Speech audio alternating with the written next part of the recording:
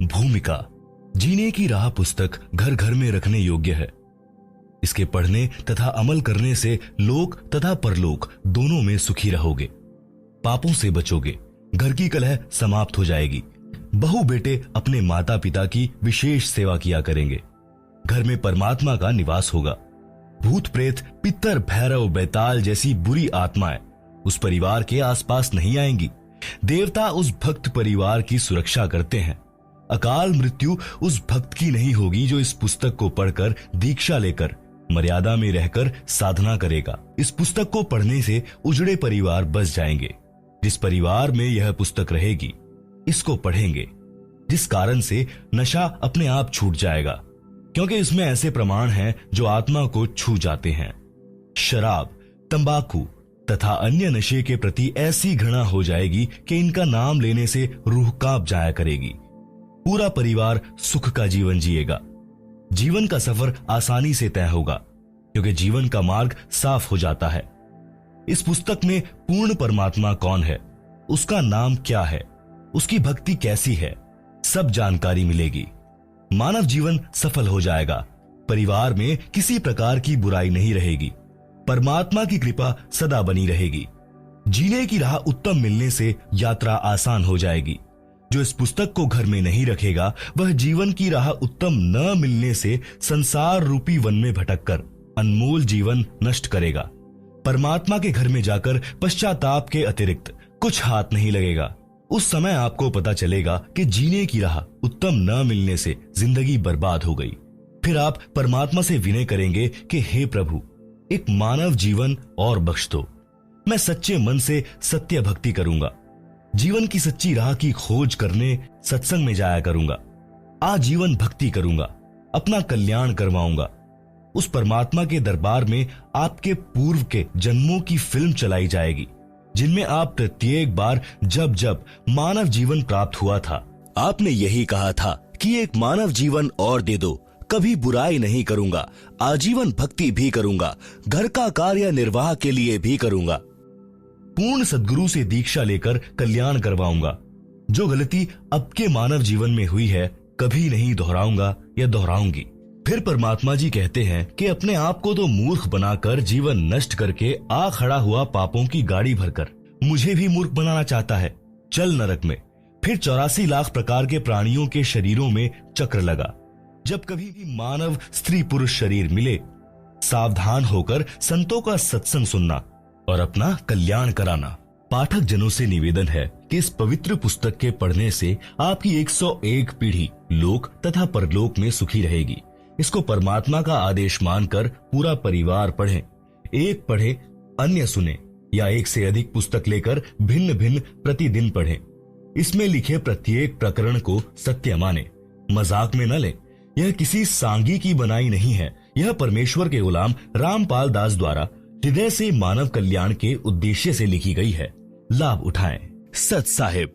लेखक दासन दास रामपाल दास, पुत्र अथवा शिष्य स्वामी रामदेवानंद जी, सतलोक आश्रम, बरवाला, जिला हिसार, हरियाणा, भारत।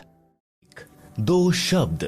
प्राणी की जीवन की यात्रा जन्म से प्रारंभ हो जाती है, उसकी मंजिल निर्धारित होती है। यहाँ इस पवित्र पुस्तक में मानव जीवन की यात्रा के मार्ग पर विस्तार पूर्वक वर्णन है। मानव यानी स्त्री पुरुष की मंजिल मोक्ष प्राप्ति है। उसके मार्ग में पाप तथा पुण्य कर्मों के गड्ढे तथा कांटे हैं। आप जी को आश्चर्य होगा कि पाप कर्म तो बाधक होते हैं, पुण्य तो सुखदायी होते हैं। इनको गड्ढे कहना उचित नहीं। इसका संक्षिप्त वर्णन। पाप रूपी गड्ढे व कांटे। मानव जीवन परमात्मा की शास्त्र विधि अनुसार साधना करके मोक्ष प्राप्त करने के लिए प्राप्त होता है। पाप कर्म का कष्ट भक्ति में बाधा करता है। उदाहरण के लिए, पाप कर्म के कारण शरीर में रोग हो जाना, पशुधन में तथा फसल में हानि हो जाना, ऋण की वृद्धि करता है। ऋणी व्यक्ति दिन रात चिंतित रहता है, वह भक्ति नहीं कर पाता। पूर्ण सद्गुरु से दीक्षा लेने के पश्चात परमेश्वर उस भक्त के उपरोक्त कष्ट समाप्त कर देता है। तब भक्त अपनी भक्ति अधिक श्रद्धा से करने लगता है। परमात्मा पर विश्वास बढ़ता है, दृढ़ होता है। परंतु भक्त को परमात्मा के प्रति समर्पित होना चाहिए।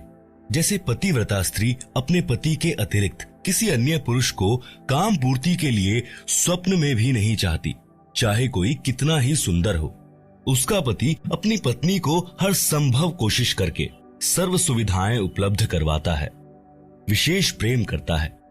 इसी प्रकार दीक्षा लेने के पश्चात आत्मा का संयोग परमात्मा से होता है। गुरुजी आत्मा का विवाह परमात्मा से करवा देता है। यदि वह मानव शरीरधारी आत्मा अपने पति परमेश्वर के प्रति पतिव्रता की तरह समर्पित रहती है, यानी पूर्ण परमात्मा के अतिरिक्त अन्य किसी देवी देवता से मनोकामना की पूर्ति नहीं चाहती है, तो उसका पति परमेश्वर उसके जीवन मार्ग में बाधक सब पाप कर्मों के कांटों को बुहार देता है। उस आत्मा की जीने की राह सुगम व बाधा रहित हो जाती है। उसको मंजिल सरलता से मिल जाती है। उस आत्मा के लिए परमात्मा क्या करता है, उसको संत गरीबदास जी ने परमेश्वर कबीर जी से प्राप्त ज्ञान को इस प्रकार बताया है। गरीबदास जी कहते हैं, पतिव्रता जमी पर ज्यों ज्यों धरी है पावे, समर्थ झाड़ू देत है ना काटा लग जावे। कबीर परमेश्वर जी ने कहा है कि साधक के लक्षण कहूं, रहे ज्यो पतिव्रता नारी, तह कबीर परमात्मा को लगे आत्मा प्यारी। पतिव्रता के भक्ति पथ को आप साफ करें करतार, आन उपासना त्याग दे सो पतिव्रता पार। भक्ति करने से पाप नष्ट हो जाते हैं। जो भक्ति की राह में रोड़े बनते हैं, उनके लिए कबीर जी ने कहा है, जब ही सत्य नाम हृदय धरो, भयो पाप को नाश, जैसे चिंगारी अग्नि की पड़े पुराने घास। इसलिए पूर्ण गुरु से दीक्षा लेकर प्रत्येक स्त्री पुरुष, बालक, वृद्ध, युवा को भक्ति अवश्य करनी चाहिए। पुण्य भी भक्ति की राह में बाधक है। पूर्व जन्मों के पुण्य के कारण घर में धन होता है, सर्व सुविधाएं होती हैं। किसी को राजपद प्राप्त होता है जो भक्ति में बाधक होता है। वह सुख उसको परमात्मा से कोसों दूर यानी कई किलोमीटर दूर कर देता है। ऐसा सुख भी जीने की राह में रोड़ा है, परमात्मा प्राप्ति की मंजिल को दूर कर देता है।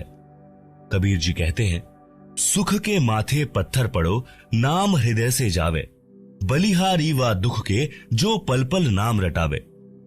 एक धनी व राजपद प्राप्त व्यक्ति को परमात्मा की कथा सुनाने की कोशिश करके देखें, उसकी बिल्कुल रुचि नहीं बनेगी।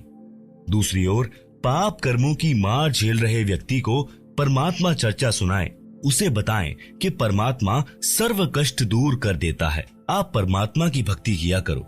देखो, अपने गांव का अमूक व्यक्ति उस संत से दीक्षा लेकर सुखी हो गया। वह भी आपकी तरह कष्ट में था, तो वह दुखी व्यक्ति भक्ति पर लग जाता है। उसके लिए वह दुख वरदान बन गया। जो सुखी है उसको कैसे समझाएं? उसके पास तो पुण्यों की मलाई पर्याप्त है।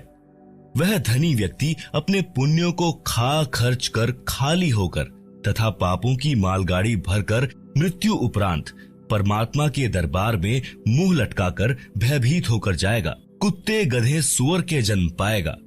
इसके विपरीत दुखी निर्धन व्यक्ति परमात्मा की भक्ति करके, दान धर्म करके वर्तमान जीवन में भी सुखी हो जाएगा। पाप कर्मों से बचकर पुण्यों की मालगाड़ी भरकर भक्ति धन का धनी होकर परमात्मा के दरबार में निर्भय होकर जाएगा।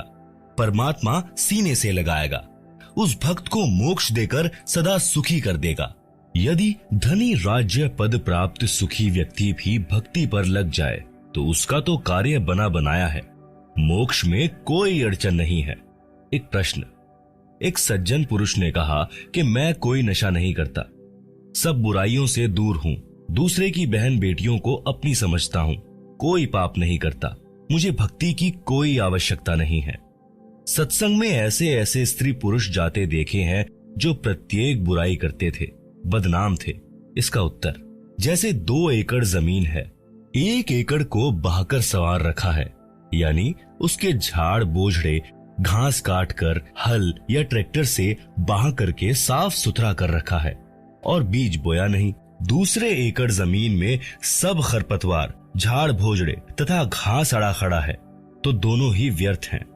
यदि दूसरे एकड़ को किसी ने संवार कर साफ करके गेहूं बो दिया और पहले साफ किए में कुछ नहीं बोया, तो दूसरा उस पहले वाले से कई गुना उपयोगी है, जिसको संवार कर छोड़ दिया गया और बीज बोया नहीं। इसलिए यदि आप विकार बुराई रहित हैं, तो आप जी को भक्ति बीज बोना पड़ेगा, तभी आप जी के शरीर रूपी जमीन का लाभ होगा।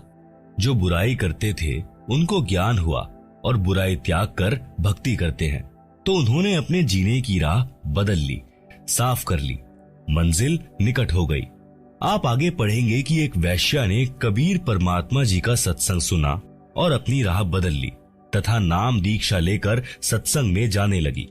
नगर के लोगों को अच्छा नहीं लगा, मुंह जोड़कर बातें बनाने लगे कि कबीर के सत्संग में बदनाम औरतें जाती हैं, ये अच्छे संत नहीं हैं। सब ऐसे ही लोग लुगाई इसके सत्संग में जाते हैं, अपनी बहन बेटियों को वहां मत जाने देना। ये विचार लोगों के सुनकर कुछ भक्त भी गुरुजी से गांव वालों की भाषा बोलने लगे। तब परमेश्वर कबीर जी ने बताया, कुश्ती हो संत बंदगी कीजिए, जे हो वैश्या को प्रभु विश्वास, चरण चित्त दीजिए। भावार्थ, यदि किसी भक्त को कुष्ठ रोग है और वह भक्ति करने लगा है, तो भक्त समाज को चाहिए कि उससे घृणा न करे, उसको प्रणाम करे जैसे अन्य भक्तों को करते हैं। उसका सम्मान करना चाहिए, उसका हौसला बढ़ाना चाहिए। भक्ति करने से उसका जीवन सफल होगा, रोग भी ठीक हो जाएगा। इसी प्रकार किसी वैश्या बेटी बहन को प्रेरणा बनी है भक्ति करने की, सत्संग में आने की, तो उसको परमात्मा पर विश्वास हुआ है। वह सत्संग विचार सुनेगी तो बुराई भी छूट जाएगी, उसका कल्याण हो जाएगा, समाज से बुराई निकल जाएगी। यदि वह सत्संग में आएगी ही नहीं, तो उसको अपने पाप कर्मों का एहसास कैसे होगा। जैसे मैला वस्त्र जल तथा साबुन के संपर्क में नहीं आएगा तो निर्मल कैसे होगा। इसीलिए ऐसी बदनाम स्त्री भी भक्ति करती है तो उसको भी विशेष आदर से बुलाएं, ताकि उसको सत्संग में आने में संकोच न हो। यदि उसको रोकोगे तो आप पाप के भागी बन जाओगे। इससे आगे की कथा में आप इसी पुस्तक जीने की राह में पृष्ठ नंबर 107 पर पढ़ेंगे, जिसकी हेडिंग है कबीर जी द्वारा शिष्यों की परीक्षा। श्रीमद् भागवत गीता के अध्याय 9 श्लोक 30 में भी यही प्रमाण है। लिखा है कि कोई अतिशय दुराचारी व्यक्ति भी है, यदि वह विश्वास के साथ परमात्मा की भक्ति करने लग गया है, तो उसे महात्मा के तुल्य मानना चाहिए। वह संतों के विचार सुनकर सुधर जाएगा और अपना कल्याण करवा लेगा। इसलिए मानव शरीरधारी प्राणी को परमात्मा की भक्ति तथा शुभ कर्म, दान धर्म गुरु जी की शरण में आकर अवश्य करने चाहिए। पूज्य कबीर परमेश्वर जी ने कहा है कि मानुष जन्म दुर्लभ है, मिले न बारंबार, तरवर से पत्ता टूट गिरे, बहुर न लागे डार। भावार्थ, कबीर परमात्मा जी ने समझाया है कि हे मानव शरीरधारी प्राणी, यह मानव जन्म स्त्री पुरुष बहुत कठिनता से युगों पर्यंत प्राप्त होता है। ये बार बार नहीं मिलता।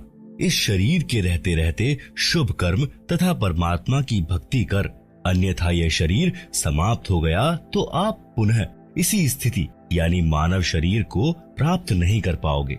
जैसे वृक्ष से पत्ता टूटने के पश्चात उसी डाल पर पुनः नहीं लगता।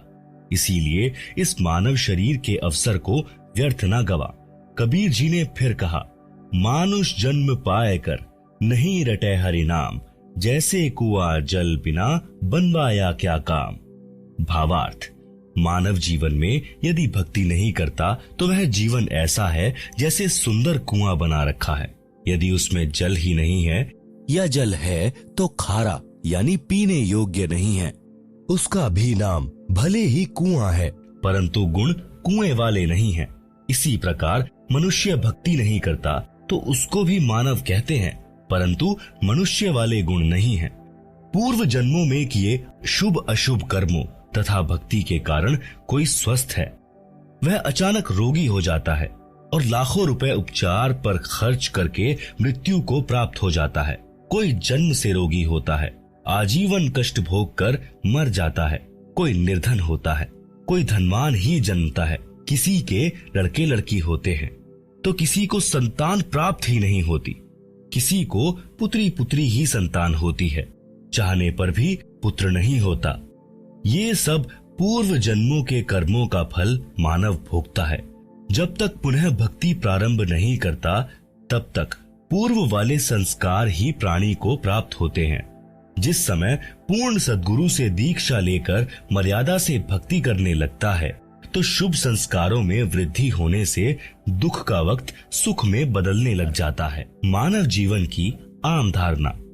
जब तक यथार्थ आध्यात्मिक ज्ञान नहीं होता तो जन साधारण की धारणा होती है कि बड़ा होकर पढ़ लिखकर अपने निर्वाह की खोज करके विवाह कराकर परिवार पोषण करेंगे, बच्चों को उच्च शिक्षा तक पढ़ाएंगे, फिर उनको रोजगार मिल जाए उनका विवाह करेंगे, परमात्मा संतान को संतान दे, फिर हमारा कर्तव्य पूरा हुआ। कई बार गांव या गवांड यानी पड़ोसी गांव के वृद्ध इकट्ठे होते तो आपस में कुशल मंगल जानते। तो एक ने कहा कि परमात्मा की कृपा से 2 लड़के तथा 2 लड़की हैं।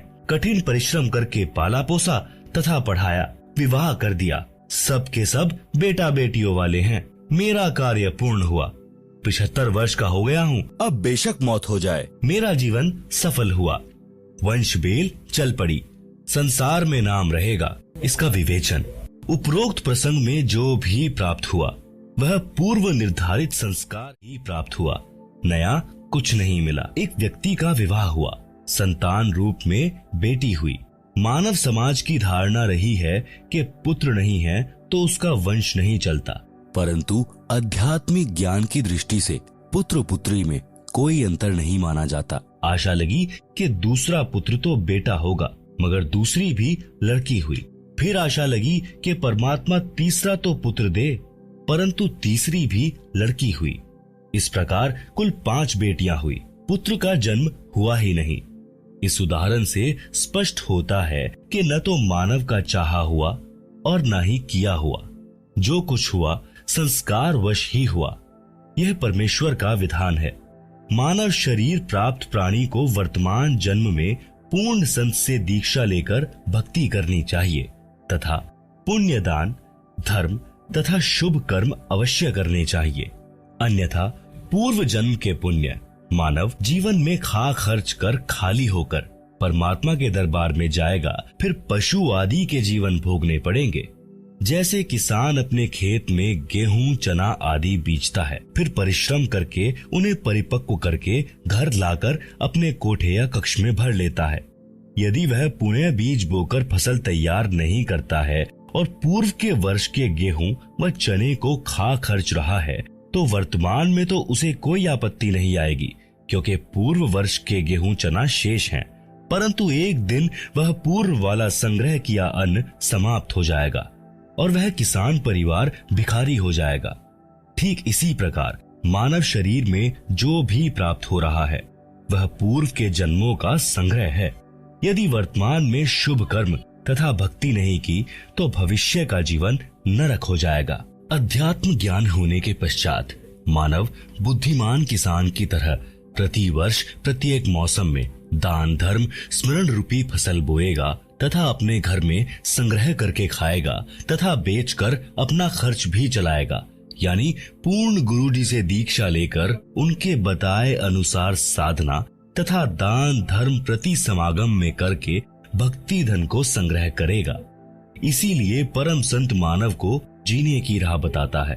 उसका आधार सत्य आध्यात्मिक ज्ञान सर्व ग्रंथों से प्रमाणित होता है। जैसा कि पूर्वोक्त प्रसंग में एक वृद्ध ने बताया कि सर्व संतान का पाल पोस कर विवाह कर दिया।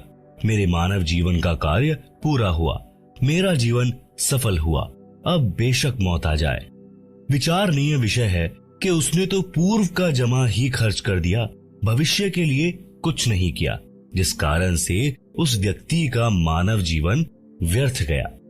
कबीर जी ने कहा है, क्या मांगू कुछ थिर ना रहाई, देखत नैन चला जग जाई, 1 लख पूत 1.25 लाख नाती, उस रावण के दीवाना बाती। भावार्थ, यदि एक मनुष्य एक पुत्र से वंशबेल को सदा बनाए रखना चाहता है तो ये उसकी भूल है। जैसे श्रीलंका के राजा रावण के 1 लाख पुत्र थे तथा 1.25 लाख पौत्र थे। वर्तमान में उसके कुल में कोई घर में दीपक जलाने वाला भी नहीं है, सब नष्ट हो गए। इसलिए हे मानव, परमात्मा से ये क्या मांगता है जो स्थायी ही नहीं है? यह अध्यात्म ज्ञान के अभाव के कारण प्रेरणा बनी है। परमात्मा आपको आपका संस्कार देता है, आपका किया कुछ नहीं हो रहा। उस वृद्ध की बात को माने कि पुत्र के होने से, वंश वृद्धि होने से संसार में नाम बना रहता है। एक गांव में प्रारंभ में 4 या 5 व्यक्ति थे। उनके वंश के सैकड़ों परिवार बने हैं।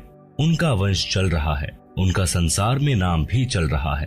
परंतु शास्त्रोक्त विधि से भक्ति न करने के कारण परमात्मा के विधानानुसार वह भला पुरुष कहीं गधा बनकर कष्ट उठा रहा होगा। वहां पर गधे के वंश की वृद्धि करके, फिर कुत्ते का जन्म प्राप्त करके, वहां उस कुल की वृद्धि करके, अन्य प्राणियों के शरीर प्राप्त करके असंख्यों जन्म कष्ट उठाएगा। भावार्थ है कि मानव जीवन प्राप्त प्राणी को चाहिए कि सांसारिक कर्तव्य कर्म करते करते आत्म कल्याण का कार्य भी करे, जिस कारण से परिवार से आने वाली पूर्व पाप की मार भी टलेगी, परिवार खुशहाल रहेगा। अन्यथा शुभ अशुभ दोनों कर्मों का फल भोगने से कभी सुख तथा कभी दुख का कहर भी झेलना पड़ता है। एक समय दास यानी लेखक एक गांव में 3 दिन का सत्संग पाठ कर रहा था। उसी परिवार का एक रिश्तेदार एक 4 वर्ष के लड़के को साथ लिए आया। चर्चा में उसने बताया कि मुझे 4 पुत्र 2 पुत्री संतान रूप में प्राप्त हुई, सबका विवाह कर दिया। मेरे जैसा सुखी हमारे गांव में शायद ही कोई था। फिर ऐसी नौबत आई कि 2 वर्ष में घर उजड़ गया। 2 बेटे मोटरसाइकिल पर ससुराल जा रहे थे, दुर्घटना में भगवान के घर चले गए। उनकी पत्नी भी अन्य गांव में विवाह कर दी। 1 वर्ष पश्चात एक पुत्र को खेत में ट्यूबवेल पर रात्रि में सर्प ने डस लिया, मृत मिला। चौथा इस दुख से हृदयाघात से चल बसा। सब बहुएं भी चली गई। पत्नी का मानसिक संतुलन बिगड़ गया। ये लड़का बड़ी लड़की का है, जिसके सहारे दिन काट रहा हूँ। बेटी को घर पर रखा है। प्रिय पाठकों से निवेदन है कि विवेक से काम ले और मानव जीवन की सच्ची राह पकड़े, भक्ति अवश्य करें। संतान होना या ना होना ये आपके पूर्व के कर्मों का फल है। यदि संतान को धर्म कर्म का ज्ञान नहीं है तो वह चाहे कितनी ही नेक हो, कभी ना कभी गलती कर ही देगी। वह सब पाप कर्मों के कारण होगा। एक व्यक्ति ने बताया कि मेरा ससुर 4 एकड़ का जाट किसान था। उसने दिन रात मेहनत करके कुल 16 एकड़ जमीन खरीद कर बना ली, यानी 12 एकड़ जमीन और मोल ले ली। 4 लड़के थे और एक लड़की थी। सबकी शादी कर दी। 60 वर्ष की आयु में मेरे ससुर जी को अधरंग मार गया। चारों लड़के भिन्न रहते थे। कुछ दिन बड़े बेटे में रहा, परंतु 6 महीने में ही कपड़ों में बदबू आने लगी। फिर तीसरे नंबर वाले के घर में रहा। कुछ दिन बाद उसने भी हाथ खड़े कर दिए। इसी प्रकार चारों पुत्र सेवा से तंग आ गए। गांव की पंचायत ने मेरे ससुर जी की सेवा कराने के उद्देश्य से 2 एकड़ जमीन उसको अधिक देने का फैसला किया, जो बेटा अपने पिता की सेवा करेगा। इस लालच में छोटे वाले ने सेवा करने की बात मान ली। 6 महीने में उसने कहा कि मेरे बस की बात नहीं है। रिश्तेदार इकट्ठे हुए। सब बच्चों को सभी प्रकार से समझाया, परंतु कोई सेवा को तैयार नहीं हुआ। वह भक्त बता रहा था कि मेरा ससुर बोल भी नहीं पा रहा था। जब छोटा पोता सामने आया तो गर्दन के संकेत से कह रहा था कि आजा मेरे पास, लाड करूंगा। यह भूल पड़ी है। बेटों ने तो कर दी मौज, पोतों की कसर बाकी है। उन 2 एकड़ को ठेके पर देकर उसके लिए एक नौकर रखा। दुर्गति से मरा। विचार करें कि ऐसे कमेरे व्यक्ति को ये भी ज्ञान होता कि भक्ति तथा धर्म के बिना मानव जीवन नरक बन जाता है, तो वह उसके साथ साथ परमात्मा की भक्ति भी करता तथा ऐसी दशा को प्राप्त नहीं होता। बच्चे भी सेवा करते। सत्संग में यही शिक्षा दी जाती है। श्रद्धालुओं को दया धर्म का पाठ पढ़ाया जाता है। आश्रम में सत्संग के दौरान वृद्ध, रोगी, अपंग, छोटे बच्चों सहित माताएं, बहनें, बेटियां आती हैं। आश्रम में पुराने भक्तों, तथा भक्तमतियों की ड्यूटी लगाई जाती है। वे आने वाले वृद्धों, रोगियों तथा अन्य असहायों की सेवा करते हैं, उनको स्नान कराते हैं, उनके वस्त्र धोते हैं, भोजनालय से भोजन प्रसाद लाकर पंडाल में बैठों को खिलाते हैं, चाय दूध भी वहीं बैठों को लाकर देते हैं। विचार करें कि जो बच्चे सत्संग में जाने वाले तथा बेटी, बहनें, माई व भक्त भाई सत्संग में आने वाले गैरों की सेवा करते हैं, तो वे घर पर अपने माता पिता, भाई बहन, सास ससुर की भी उसी भाव से सेवा करेंगे, क्योंकि उनका स्वभाव बन जाता है। उनके दिलों में दया भरी रहती है। उनको परमात्मा का विधान अच्छी तरह याद होता है। जैसा कि पूर्व में प्रसंग है कि एक कमेरे किसान को अधरंग मारना और बच्चों द्वारा अनदेखा करना। यदि वे लड़के तथा बहुएं सत्संग में जाते तो वे अपने पिता की बहुत सेवा करते। यदि वह किसान परमात्मा की भक्ति करता तो उसका शरीर स्वस्थ रहता और उसकी भक्ति के कारण भजन के तेज से प्रभावित होकर परिवार अपने आप आदर करता है। उदाहरण के लिए साधु संत भक्ति ही करते हैं, जिस कारण गांव का गांव उनका सेवा सत्कार करता है। इसी प्रकार भक्ति करने से परमात्मा की शक्ति अपने आप अन्य को प्रेरित करके भक्त के अनुकूल परिस्थिति बना देती है। इसीलिए भक्ति करने की प्रेरणा संतजन देते हैं। सत्संग से जीने की राह अच्छी बनती है। कबीर परमेश्वर ने फिर बताया है, काया तेरी है नहीं, माया कहां से होए, भक्ति कर दिल पाक से, जीवन है दिन दोए। बिन उपदेश अचंभ है, क्यों जीवत है प्राण, भक्ति बिना कहां ठोर है, ये नर नाही पाषाण। भावार्थ, परमात्मा कबीर जी कह रहे हैं कि हे भोले मानव, मुझे आश्चर्य है कि बिना गुरु से दीक्षा लिए किस आशा को लेकर जीवित है। न तो शरीर तेरा है, ये भी त्याग कर जाएगा, फिर संपत्ति आपकी कैसे है। जिनको यह विवेक नहीं है कि भक्ति बिना जीव का कहीं भी ठिकाना नहीं है, तो वे नर यानी मानव नहीं हैं, वे तो पत्थर हैं। उनकी बुद्धि पर पत्थर गिरे हैं। कबीर जी ने फिर कहा है कि बेगार की परिभाषा, अगम निगम को खोज ले, बुद्धि विवेक विचार, उदय अस्त का राज मिले, तो बिन नाम बेकार। भावार्थ, पुराने समय में पुलिस थानों में जीप, कार आदि गाड़ियां नहीं होती थी। जब पुलिस वालों को कहीं छापा मारनी होती थी तो किसी प्राइवेट 3 व्हीलर या 4 व्हीलर वालों को जबरदस्ती पकड़ लेते और उसके व्हीकल में बैठकर जहां जाना होता ले जाते। ड्राइवर भी 3 व्हीलर वाला होता था तथा पेट्रोल डीजल भी वही अपनी जेब से डलवाता था। उस दिन की दिहाड़ी भी नहीं कर पाता था। पुलिस वाले उसको सारा दिन इधर उधर घुमाते रहते थे। आम व्यक्ति तो ये विचार करता था कि ये 3 व्हीलर वाला आज तो बहुत ज्यादा कमाई करेगा, सारा दिन चला है, परंतु उसका मन ही जानता था उस दिन उसके साथ क्या बीती होती थी। ऐसे ही राजा लोग इस जन्म में भक्ति ना करके केवल राज्य व्यवस्था को बनाए रखने में जीवन समाप्त कर रहे हैं, तो वे बेगार करके जाते हैं। पूर्व जन्म के धर्म कर्म से राजा बनता है, वर्तमान जन्म में उसी पुण्य को खर्च खा रहा होता है। जनता को तो लगता है कि राजा बड़ी मौज कर रहा है, आध्यात्मिक दृष्टि से वह बेगार कर रहा है, भक्ति कमाई नहीं कर रहा है। यदि व्यक्ति पूर्ण गुरु से दीक्षा लेकर भक्ति नहीं करता है तो उसको चाहे उदय अस्त का यानी पूरी पृथ्वी का राज्य भी मिल जाए तो भी वह 3 व्हीलर वाले की तरह व्यर्थ की मारो मार यानी गहमा गहमी कर रहा है, उसे कुछ लाभ नहीं होगा। इसलिए राजा हो या प्रजा, धनी हो या निर्धन, सबको नए सिरे से भक्ति करनी चाहिए, उसी से उनका भविष्य उज्जवल होगा। परमात्मा कबीर जी ने अपने शिष्य संत गरीबदास जी को तत्व ज्ञान समझाया, जो इस प्रकार है। राग आसावरी, शब्द नंबर 1।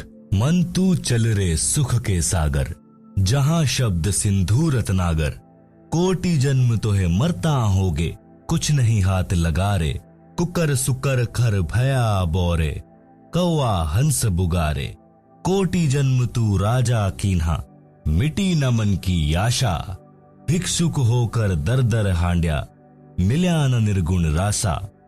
इंद्र कुबेर ईश की पदवी, ब्रह्मा वरुण धर्म राया। विष्णुनाथ के पुरकू जाकर, बहुर अपूठा आया। असंख्य जन्म तोहे मरता होगे, जीवित क्यों ना मरे रे। द्वादश मध्य महल मठ बोरे, बहुर न देह धरे रे। दो जख बहिस्त सभी तय देखे, राजपाट के रसिया। तीन लोक से तृप्त नाही, यह मन भोगी खसिया। सतगुरु मिले तो इच्छा मेटें, पद मिल पदे समाना। चल हंसा उस लोक पठाऊं, जो आदि अमर अस्थाना। चार मुक्ति जहां चंपी करती, माया हो रही दासी।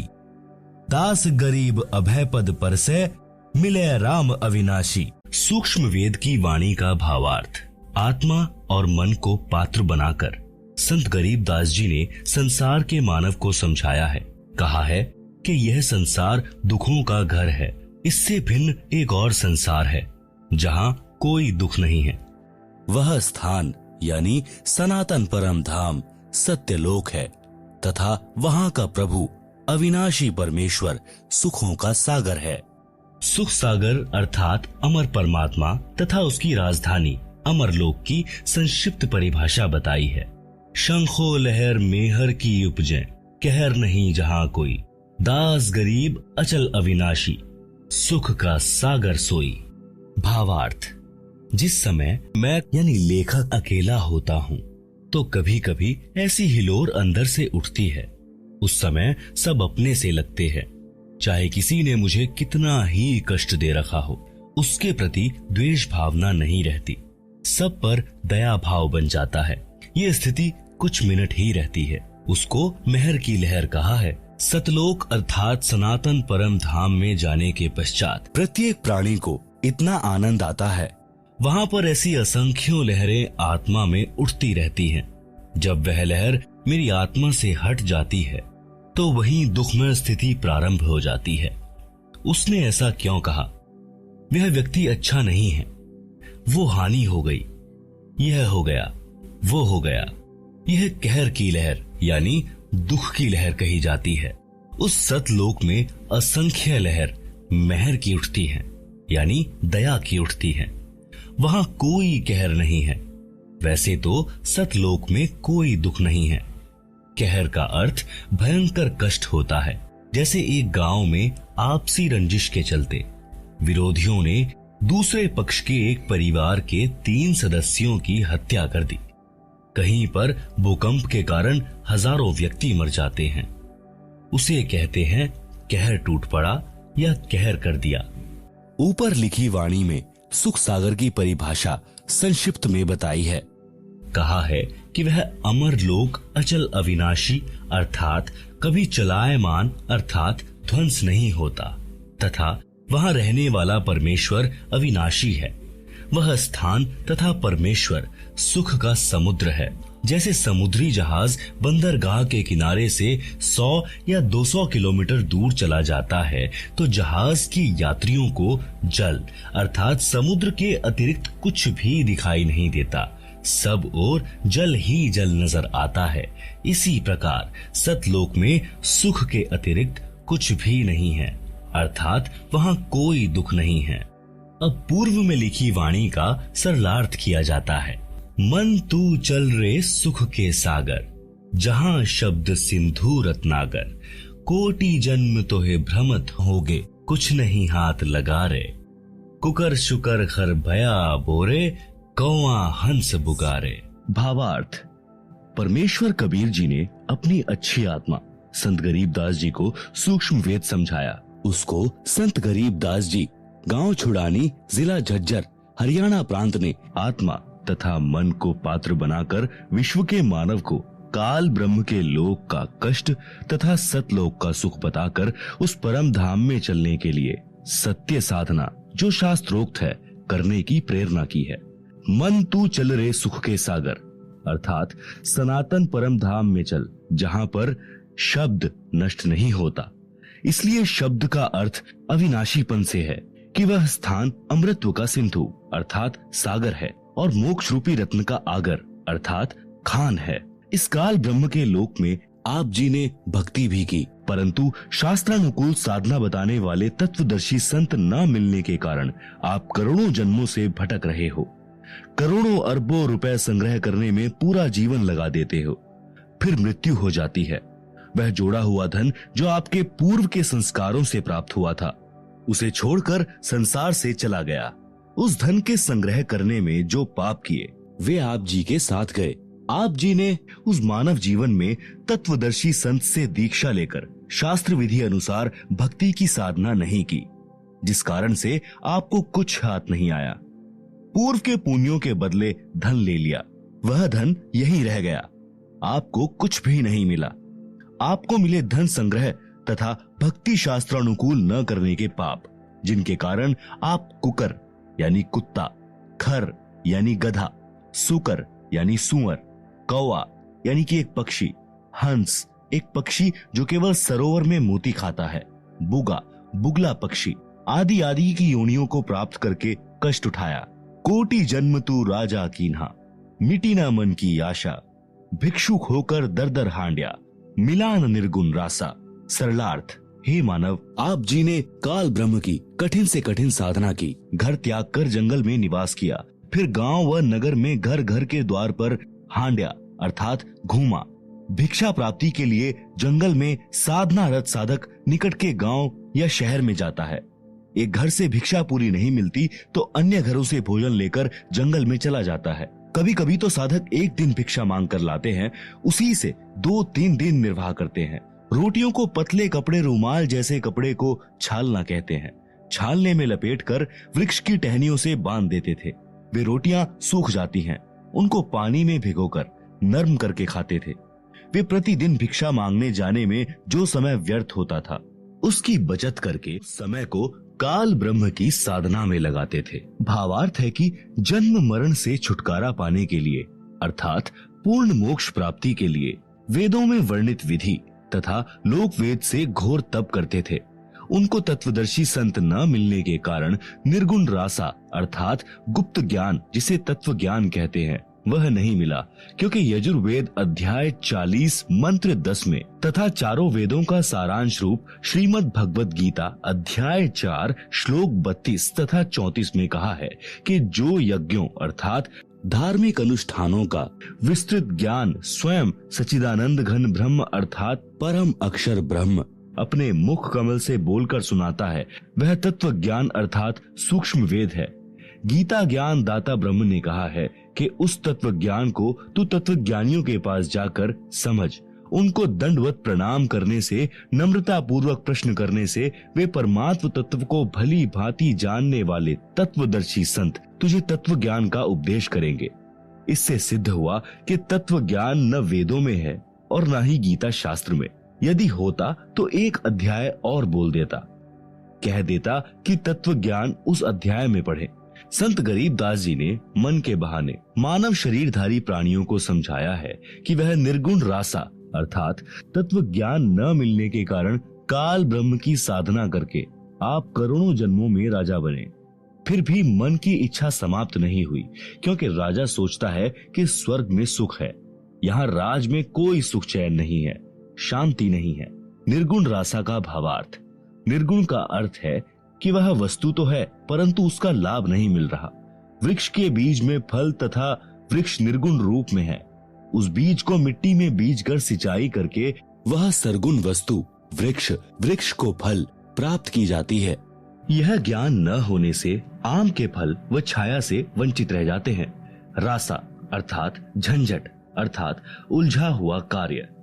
सूक्ष्म वेद में परमेश्वर कबीर जी ने कहा है, 9 मन यानी 360 किलोग्राम सूत यानी कच्चा धागा।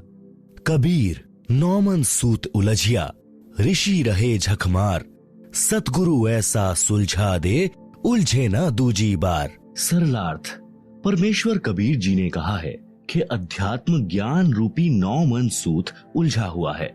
1 किलोग्राम उलझे हुए सूत को सीधा करने में 1 दिन से भी अधिक जुलाहों का लग जाता था। यदि सुलझाते समय धागा टूट जाता तो कपड़े में गांठ लग जाती। गांठ गठीले कपड़े को कोई मोल नहीं लेता था। इसलिए परमेश्वर कबीर जुलाहे ने जुलाहों का सटीक उदाहरण बताकर समझाया है कि अधिक उलझे हुए सूत को कोई नहीं सुलझाता था। अध्यात्म ज्ञान उसी 9 मन उलझे हुए सूत के समान है जिसको सद्गुरु अर्थात तत्वदर्शी संत ऐसा सुलझा देगा जो पुनः नहीं उलझेगा।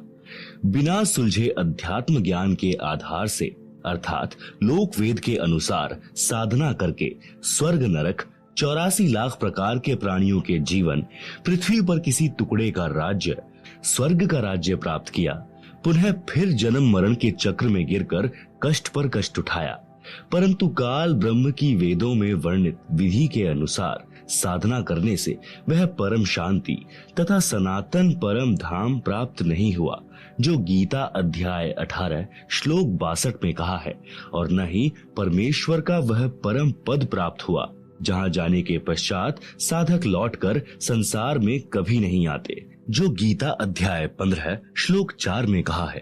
काल ब्रह्म की साधना से निम्न लाभ होता रहता है। वाणी नंबर 3। इंद्र कुबेर ईश की पदवी, ब्रह्मा वरुण धर्मराया, विष्णुनाथ के पुरकू जाकर बहुर अपूठा आया। सरलार्थ, काल ब्रह्म की साधना करके साधक इंद्र का भी पद प्राप्त कर सकता है। इंद्र स्वर्ग के राजा का पद है।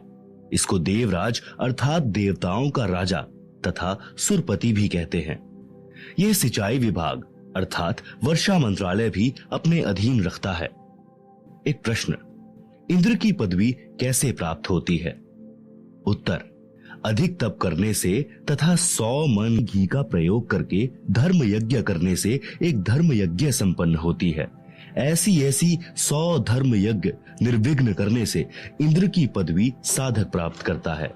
तप या यज्ञ के दौरान यज्ञ या तप की मर्यादा भंग हो जाती है तो नए सिरे से यज्ञ या तप करना पड़ता है। इस प्रकार इंद्र की पदवी प्राप्त होती है। एक और प्रश्न, इंद्र का शासन काल कितना है? मृत्यु उपरांत इंद्र के पद को छोड़कर प्राणी किस योनि को प्राप्त करता है? उत्तर, इंद्र स्वर्ग के राजा के पद पर 72 चौकड़ी अर्थात 72 चतुर्युग तक बना रहता है। एक चतुर्युग में सतयुग, त्रेता युग, द्वापर युग तथा कलयुग का समय होता है, जो 17,28,000 प्लस 12,96,000 प्लस 8,64,000 प्लस 4,32,000 क्रमशः सतयुग प्लस त्रेता युग प्लस द्वापर युग प्लस कलयुग का समय अर्थात 43,20,000 वर्ष का समय एक चतुर्युग में होता है। ऐसे बने 72 चतुर्युग तक वह साधक इंद्र के पद पर स्वर्ग के राजा का सुख भोगता है। एक कल्प अर्थात ब्रह्मा जी के एक दिन में यानी के जो 1008 चतुर्युग का होता है, 14 जीव इंद्र के पद पर रहकर अपना किया पुण्य कर्म भोगते हैं। इंद्र के पद को भोगकर वे प्राणी गधे का जीवन प्राप्त करते हैं। एक कथा, मार्कंडेय ऋषि तथा अप्सरा का संवाद। एक समय बंगाल की खाड़ी में मार्कंडेय ऋषि तप कर रहा था।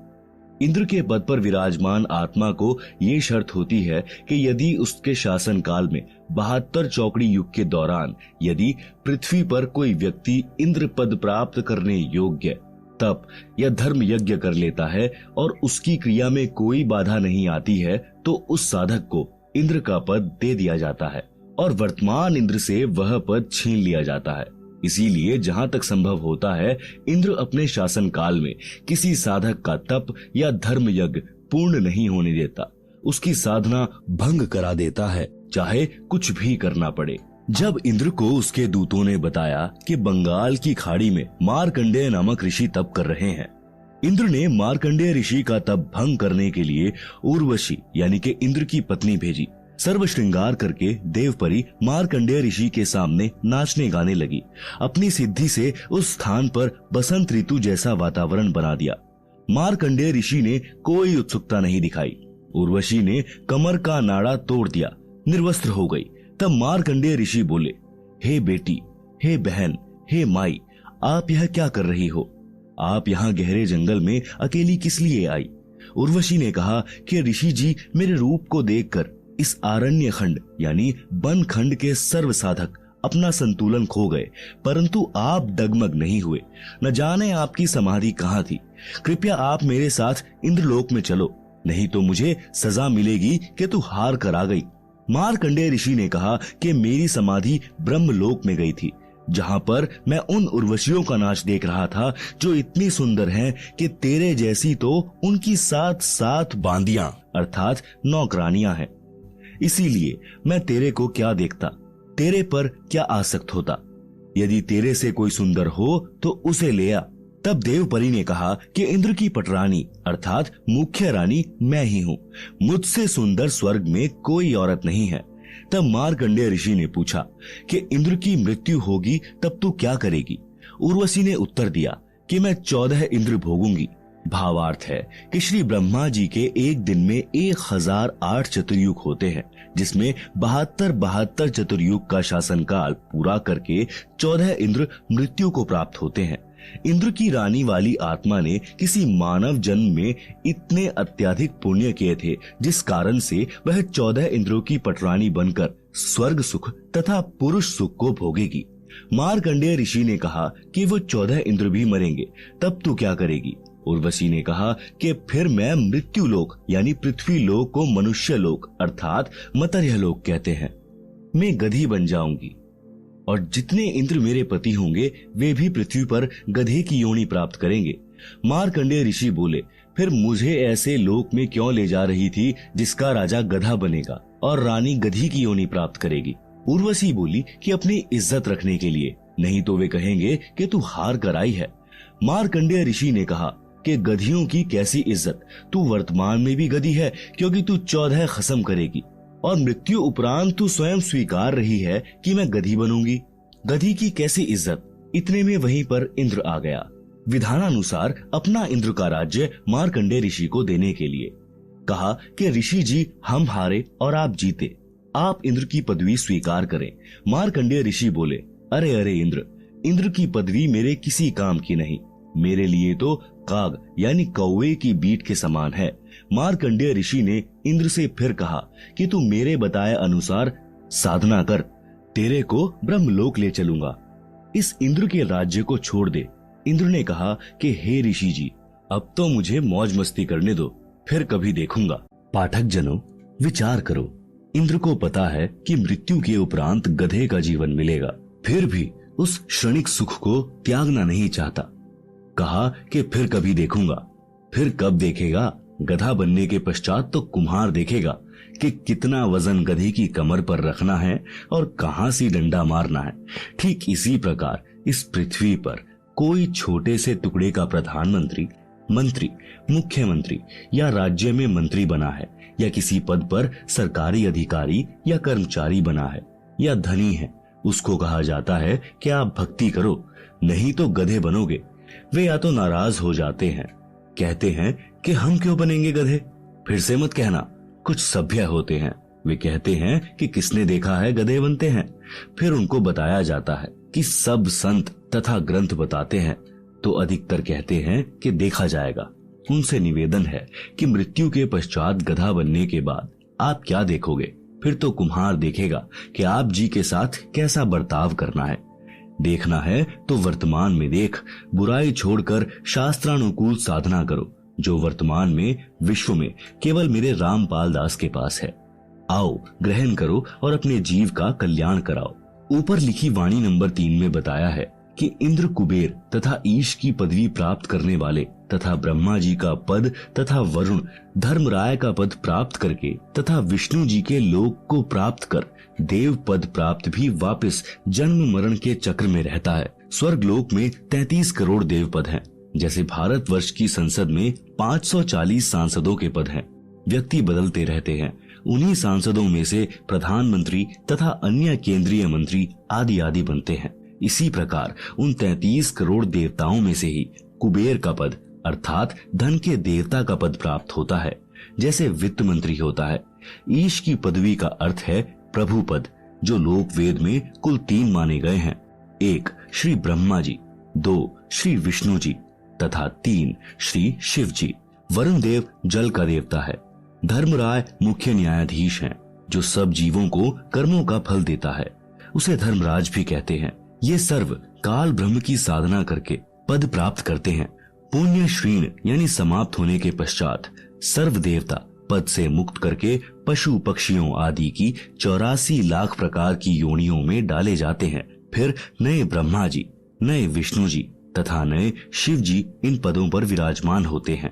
ये सर्व उपरोक्त देवता जन्मते मरते हैं, ये अविनाशी नहीं है। इनकी स्थिति आप जी को सृष्टि रचना अध्याय में इसी पुस्तक में स्पष्ट होगी कि ये कितने प्रभु हैं, किसके पुत्र हैं तथा कौन इनकी माता जी हैं। अन्य प्रमाण श्री देवी पुराण सचित्र मोटा टाइप केवल हिंदी गीता प्रेस गोरखपुर से प्रकाशित के 3 स्कंद में पृष्ठ 123 पर लिखा है कि तुम शुद्ध स्वरूपा हो। यह सारा संसार आपसे ही उद्भासित हो रहा है। मैं, विष्णु, ब्रह्मा और शंकर आपकी कृपा से विद्यमान हैं। हमारा तो आविर्भाव अर्थात जन्म तथा तिरोभाव अर्थात मृत्यु हुआ करता है। आप प्रकृति देवी हैं। शंकर भगवान बोले कि हे देवी, यदि ब्रह्मा के पश्चात उत्पन्न होने वाले विष्णु आपसे उत्पन्न हुए हैं, तो क्या मैं तमोगुणी लीला करने वाला शंकर क्या आपकी संतान नहीं हुआ? अर्थात मुझे भी उत्पन्न करने वाली तुम ही हो। हम तो केवल नियमित कार्य ही कर सकते हैं, अर्थात जिसके भाग्य में जो लिखा है हम वही प्रदान कर सकते हैं। न अत्यधिक कर सकते न कम कर सकते। पाठक जनों, इस श्री देवी पुराण के उल्लेख से स्पष्ट हुआ कि श्री ब्रह्मा जी, श्री विष्णु जी तथा श्री शंकर जी नाशवान हैं। इनकी माता जी का नाम श्री देवी दुर्गा है। अधिक जानकारी आप सृष्टि रचना अध्याय से ग्रहण करेंगे, जो इसी पुस्तक में पीछे पृष्ठ 254 पर लिखी है। ये प्रधान देवता है। अन्य इनसे निम्न स्तर के देव हैं। ये सर्व जन्मते मरते हैं। अविनाशी राम नहीं है, अविनाशी परमात्मा नहीं है। श्रीमद् भागवत गीता अध्याय 10 श्लोक 2 में लिखा है कि गीता ज्ञान दाता काल ब्रह्म ने कहा है कि मेरी उत्पत्ति को ना तो देवता जानते और ना महर्षि जन जानते, क्योंकि इन सब का आदि कारण मैं ही हूँ, अर्थात ये सर्व मेरे से उत्पन्न हुए हैं। गीता अध्याय 4 श्लोक 5 में गीता ज्ञान बोलने वाले ने कहा है कि हे अर्जुन, तेरे और मेरे बहुत जन्म हो चुके हैं, तू नहीं जानता, मैं जानता हूँ। गीता अध्याय 2 श्लोक 12 में भी स्पष्ट है कि तू, मैं तथा सब राजा सेना पहले भी जन्मे थे, आगे भी जन्मेंगे। गीता अध्याय 14 श्लोक 3 में गीता ज्ञान दाता ने कहा है कि हे अर्जुन, मेरी प्रकृति अर्थात दुर्गा तो गर्भ धारण करती है, मैं उसके गर्भ में बीज स्थापित करता हूँ, जिससे सर्व प्राणियों की उत्पत्ति होती है। गीता अध्याय 14 श्लोक 4 में गीता ज्ञान दाता ने कहा है कि हे अर्जुन, नाना प्रकार की सब योनियों में जितने शरीरधारी मूर्तियां उत्पन्न होती हैं, महत प्रकृति तो उन सब की गर्भ धारण करने वाली माता है। अहम ब्रह्म यानी मैं ब्रह्म बीज स्थापित करने वाला पिता हूँ। गीता अध्याय 14 श्लोक 5 गीता ज्ञान दाता ने स्पष्ट किया है कि हे अर्जुन, सत्व गुण श्री विष्णु जी, रज गुण श्री ब्रह्मा जी तथा तम गुण श्री शिव जी, ये प्रकृति अर्थात दुर्गा देवी से उत्पन्न तीनों देवता अर्थात तीनों गुण अविनाशी जीवात्मा को कर्मों के अनुसार शरीर में बांधते हैं। उपरोक्त प्रमाणों से स्पष्ट हुआ कि उपरोक्त देवता नाशवान है तथा काल ब्रह्म की संतान है। प्रसंग चल रहा है कि वाणी संख्या 3 का सरलार्थ इंद्र, कुबेर, ईश अर्थात ब्रह्मा विष्णु शिव तक की पदवी प्राप्त करके तथा वरुण धर्मराय की पदवी तथा श्री विष्णुनाथ के लोक को प्राप्त करके भी जन्म मरण के चक्र में रहते हैं। मार्कंडेय ऋषि जी ब्रह्म साधना कर रहे थे, उसी को सर्वोत्तम मान रहे थे, इसीलिए इंद्र को कह रहे थे कि आ, तेरे को ब्रह्म साधना का ज्ञान कराऊं। ब्रह्मलोक की तुलना में स्वर्ग का राज्य हलवे की तुलना में जैसे कौवे की बीट है। पाठक जनों, आप जी ने ब्रह्म साधना करने वाले श्री चुणक ऋषि, श्री दुर्वासा ऋषि तथा कपिल मुनि जिन्होंने ब्रह्म साधना की थी, उनकी साधना को गीता ज्ञान दाता ने गीता अध्याय 7 श्लोक 18 में अनुत्तम अर्थात घटिया बताया है। उसी श्रेणी की साधना मार्कंडेय ऋषि जी की थी, जिसको अति उत्तम मान कर रहे थे तथा इंद्र जी को भी राय दे रहे थे कि ब्रह्म साधना कर ले। सूक्ष्म वेद में कहा है कि औरों पंथ बतावही आप न जाने रहा, मोती मुक्ता दर्शत नाही, ये जग है सब अंधरे, दिखत के तो नैन जिसम है, फिरा मोतिया बिंदरे। वेद पढ़े पर भेद न जाने, बांचे पुराण 18, पत्थर की पूजा करें भूले सिरजनहारा। वाणी नंबर 1 का भावार्थ। अन्य को मार्गदर्शन करते हैं, स्वयं भक्ति का मार्ग ज्ञान नहीं। वाणी नंबर 2 का भावार्थ। तत्वदर्शी संत के अभाव के कारण मोती मुक्ता यानी मोक्ष रूपी मोती अर्थात मोक्ष मंत्र दिखाई नहीं देता। यह सर्व संसार अध्यात्म ज्ञान नेत्रहीन अंधा है। जिस किसी को मोतियाबिंद, जो एक प्रकार का नेत्र रोग है जिसमें आंखें स्वस्थ दिखाई देती हैं, परंतु उस रोगग्रस्त व्यक्ति को कुछ दिखाई नहीं देता। यह उदाहरण देकर बताया है कि फर्राटेदार संस्कृत भाषा बोलते हैं, लगते हैं महाविद्वान हैं, परंतु सदग्रंथों के गूढ़ रहस्यों को नहीं जानते। इनको अज्ञान रूपी मोतियाबिंद हुआ है। वाणी नंबर 3 का भावार्थ। वेदों को पढ़कर कंठस्थ करने वाले वेदों के गूढ़ रहस्यों को न समझकर उनके विरुद्ध साधना करते कराते हैं। वेदों में पत्थर की मूर्ति की पूजा का कहीं उल्लेख नहीं है। वे वेदों के विद्वान कहलाने वाले पत्थर पूजा करते तथा कराते हैं। वेदों में वर्णित सिरजनहार को भुला दिया है। श्रीमद् भगवत गीता अध्याय 4 श्लोक 25 से 29 तक यही बताया है कि जो साधक जैसी भी साधना करता है उसे उत्तम मान कर रहा होता है। सर्व साधक अपनी अपनी भक्ति को पाप नाश करने वाली जानते हैं। गीता अध्याय 4 श्लोक 32 में स्पष्ट किया है कि यज्ञों अर्थात धार्मिक अनुष्ठानों का ज्ञान स्वयं सच्चिदानंद घन ब्रह्म ने अपने मुख कमल से बोली वाणी में विस्तार के साथ कहा है। वह तत्व ज्ञान है जिसे जानकर साधक सर्व पापों से मुक्त हो जाता है।